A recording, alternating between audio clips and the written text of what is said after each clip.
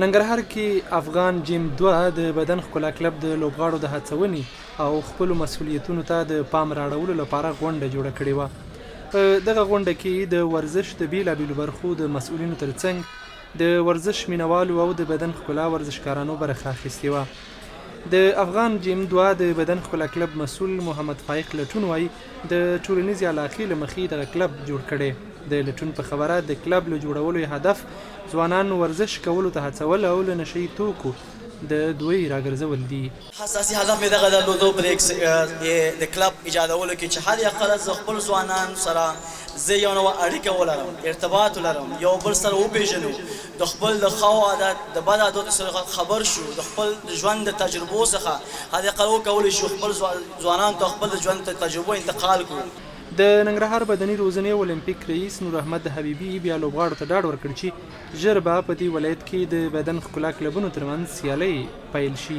دوستانو د ننګرهار ولایت د اولمپیک ریاست په ټولو چارو کې د خپلو ورزشکارانو د ورزشي ودې دپاره هلې ځلې او کارونه را روان کړي دي چې انشاءالله ډېر ژر به انشاءالله موږ په مختلفو برخو کې ښې لاسته راوړنې ولرو.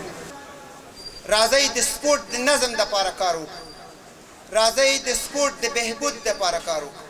لوبغاړي دغه ډول پروګرامونه د ورزشکارانو د هڅونې لپاره مهم بولي او له مسؤلینو غواړي چې په کلبونو کې دې ورته د مطالعې اسانتیاوې هم برابرې شي. تعلیمي ریاستونو سره خبرې کوو چې موږ ته وړوکې غونډې لایبرري کتابخانه دې په جیمونو کې جوړ کړي. دویم دا چې د ځوانانو دندې په هکله کافي غټ پریزنټیشن موږ درلوده، خو که اساسي مین هغه عمومي دندې مسؤلیتونه چې کوم یو دي هغه په ګوتو شي، یو بروشر په شکل باندې لیفلیټونو په شکل باندې دا چاپ شي، ټولو سازان ته ورکړل شي او دغه په محیطو کې تقسیم شي. زه مطمئن یم دا د مکتب، پوهنتون او جومات په څیر باندې یو مرکز دی.